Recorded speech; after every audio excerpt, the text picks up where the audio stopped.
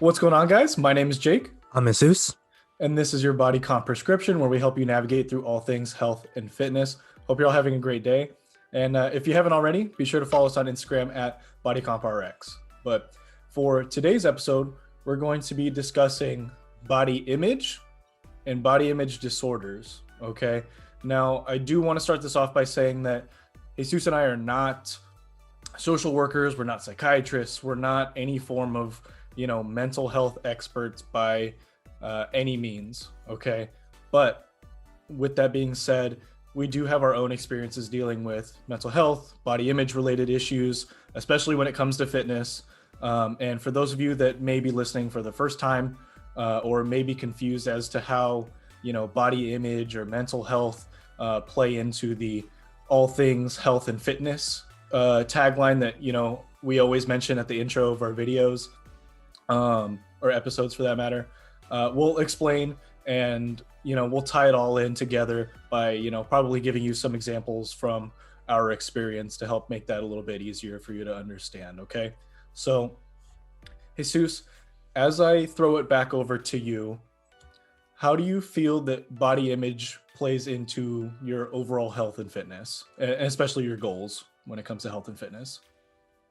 I think one thing people should realize is that when it comes to body image, I think that a lot of times that's everyone's goal, right? The reason why you work out, the reason why I work out, the reason why others work out, it's because they may have like this image in their head saying, this is what I want to look like, or this is what I want to strive to look like. Mhm. So therefore, already you're putting that kind of like pressure on yourself into, Mhm. saying, Yeah. this is why I'm working out, this is why I'm doing this. And if I reach this, I reached my goal. And if I didn't, I have failed my goal. Yeah, definitely. I mean, I think it a lot of people forget that when you go to the gym or when you start going on a diet, right? Whatever your reason may be, like if you're trying to do it for a vacation, if you're trying to do it for an event, whatever, right? Regardless of what you're trying to do it for, regardless of your why, basically, right? We always talk about your why.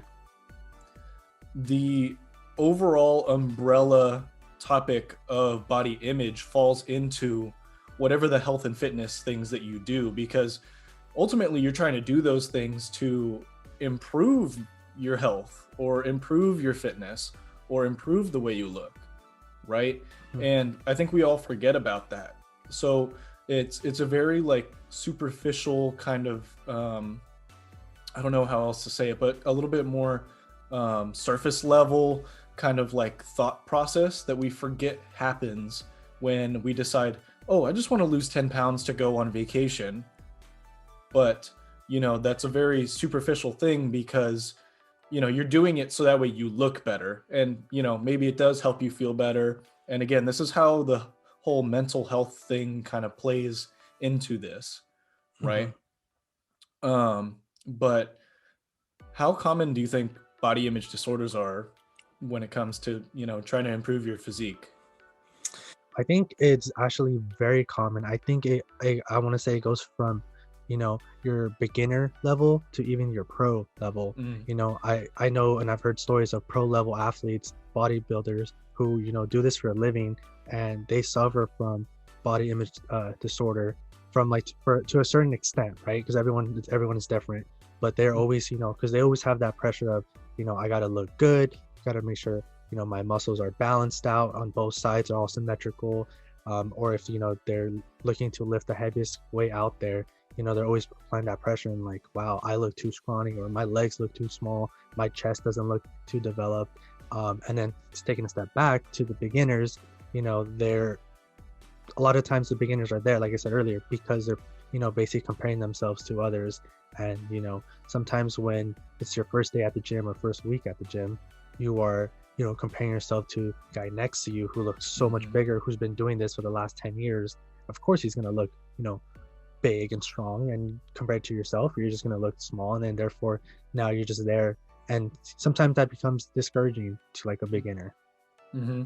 Yeah, I mean, how often, like you can probably attest to this too. How often do you see like a Gymshark athlete talking about their story of how they got there, right? Hmm. It's usually because and obviously no disrespect here, because all of this is super, super great to where you can get from one point to another, right? To improve your overall health and physique. But a lot of them come from eating disorders. A lot of them come from obesity down to really skinny, or the other way around, or you know the age old tale of, oh, I was so skinny in high school and I just wanted to get big, so that's what that's and where do you think that all stems from? I think it's I think it's pretty simple. I think pretty much everyone has basically a body image disorder when it comes to health and fitness. Now, I might, some people might be thinking that's a little bit like much to say that everyone has that. But I think that regardless of what you're trying to do, I think everyone kind of has that a little bit, right? I think the only factor here is how severe it is for everyone, right? Yeah. Like how you're able to deal with it. And that comes with like accepting your physique, your genetics, all that other stuff that, we've talked about previously. But you think it's pretty safe to say that that's a pretty safe assumption to make, that most people that are involved in health, fitness, gym are, dealing with some sort of body image, disorder? I think to an extent, like I said earlier, to an extent, everyone kind of suffers from this, right? I think, I speak for maybe Jake and myself only, or, other people could relate to this, but, we all want to be the biggest guy in the gym, right? Yeah. We're always like judging ourselves and looking at our own image and being like, damn, like I'm not this, I'm not that. And, so to some people, it's motivating. To some people, it may be, discouraging. And then for girls too, I know girls, sometimes they want to have like the smallest waist, right? Nice legs. And, there's always comparing yourself, especially I think once you get like in love with the sport of, working out, building muscle, you get even more attached, and you take this more to heart when, you may not be reaching your goals. Yeah, it's those small details, like especially when you get more into it, right? We talk about, and you just mentioned comparing yourself. We've talked about that several times. And as you get more invested, you start looking for more inspiration, right? Or more idols, more whatever you want to call it, more people that you look up to, right?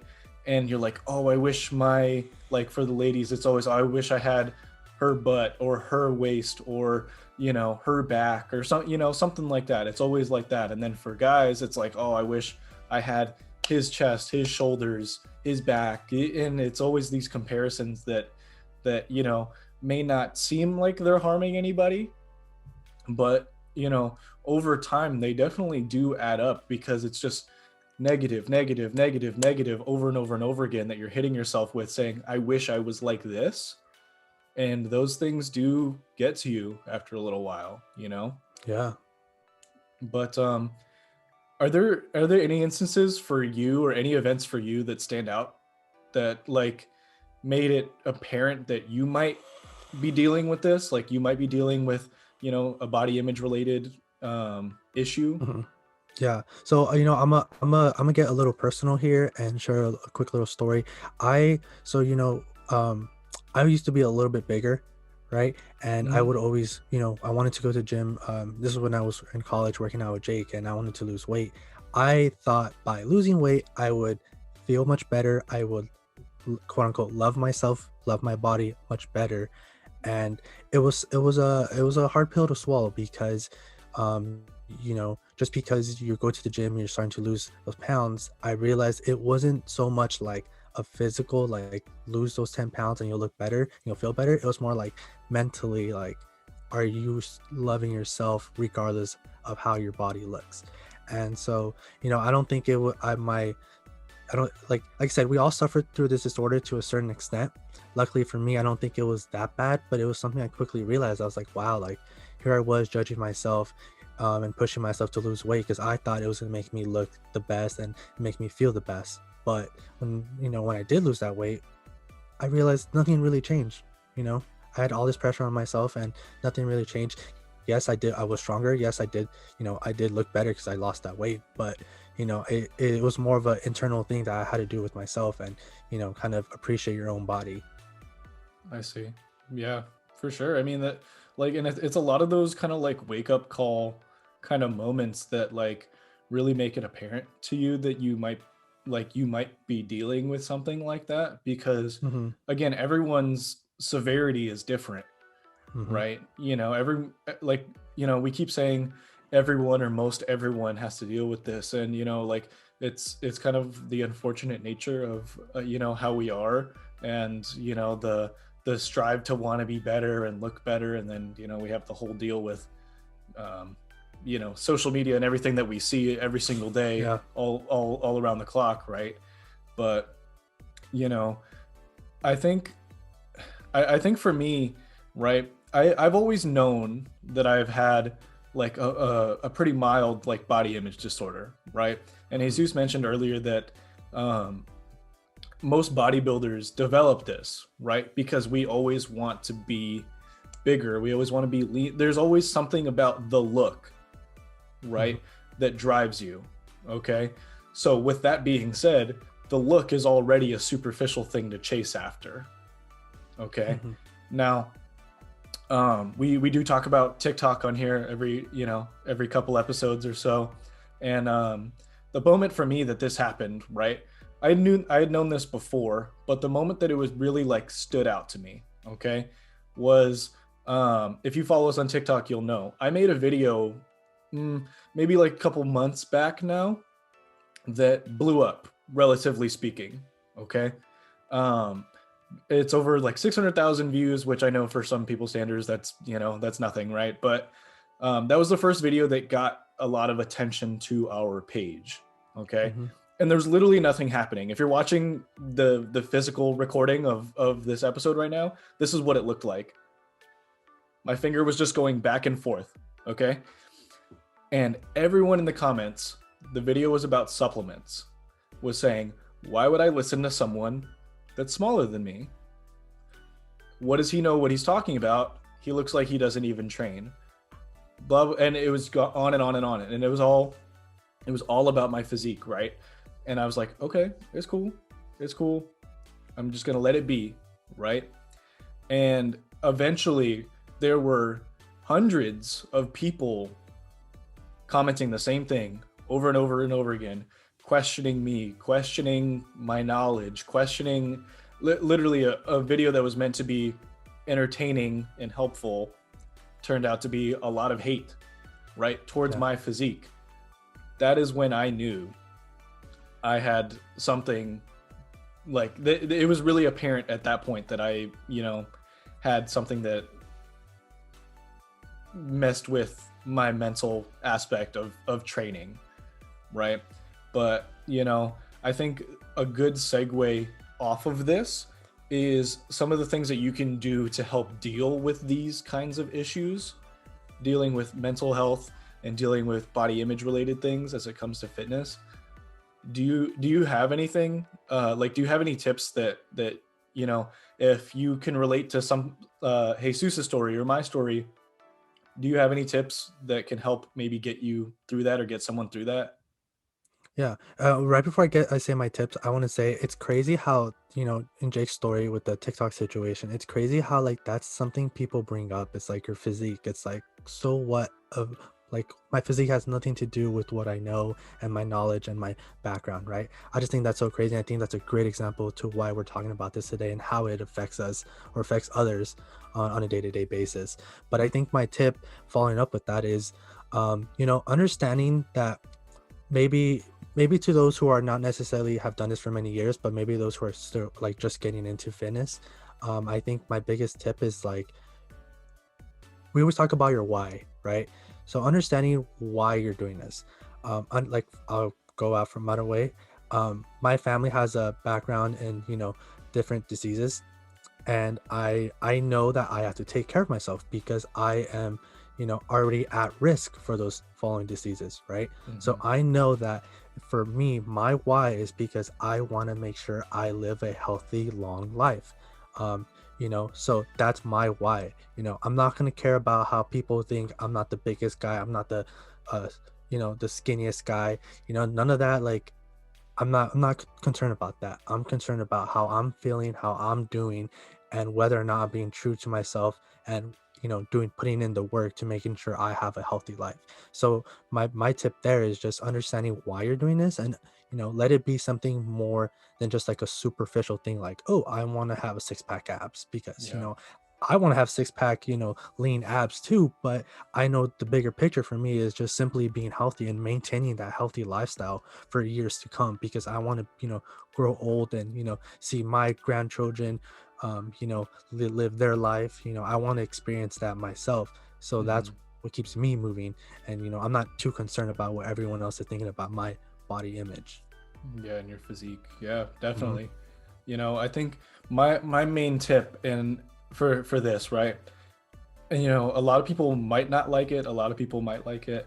Um, I think that you need a support system, okay? And like again, not a health, you know, not a mental health professional, nothing, you know, none of that, right? And I know it may sound cliche, but having something as simple as a training partner or someone who keeps you accountable and notices those improvements that you make is really important, right?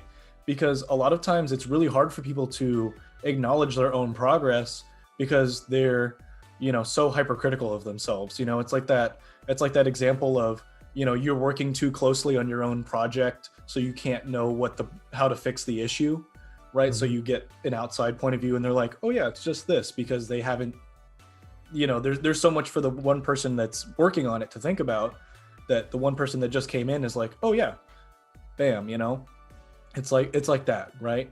So it's those small compliments that keep you going, right? It's that keep your morale high. And I know that that's also a little bit still on the superficial side, right? Like saying, oh, you know, you look leaner today, or you look like bigger today, whatever, right? Whatever the compliment is, right? Still superficial. But let me explain a little bit further why I think a support system is necessary. Okay. A younger version of me definitely would have told anybody, everybody, and anyone, right, to just put your head down and be mentally tough and embrace the whole you versus the world mentality. Okay. This is what I thought was like the alpha way of dealing with things, right?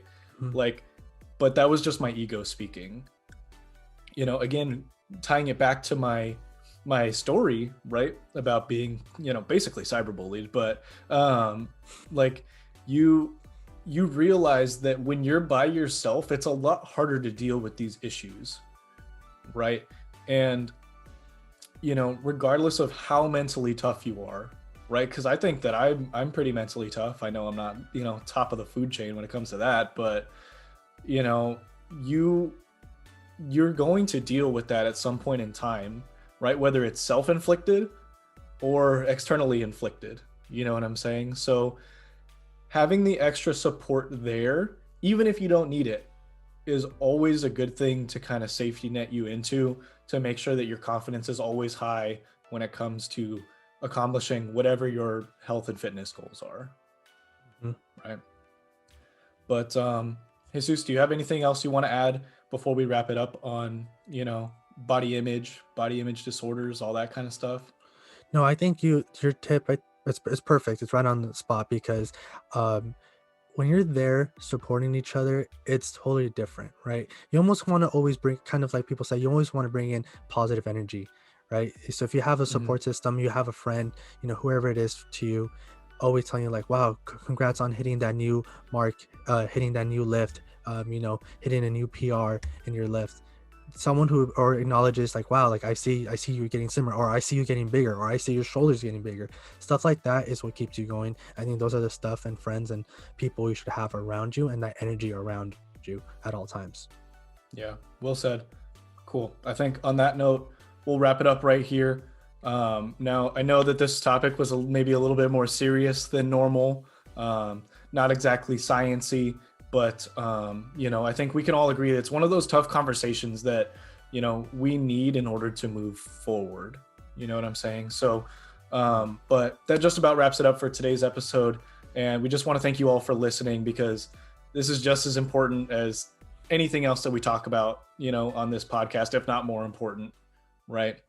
But we hope you enjoyed, and until next time, guys, peace. Peace.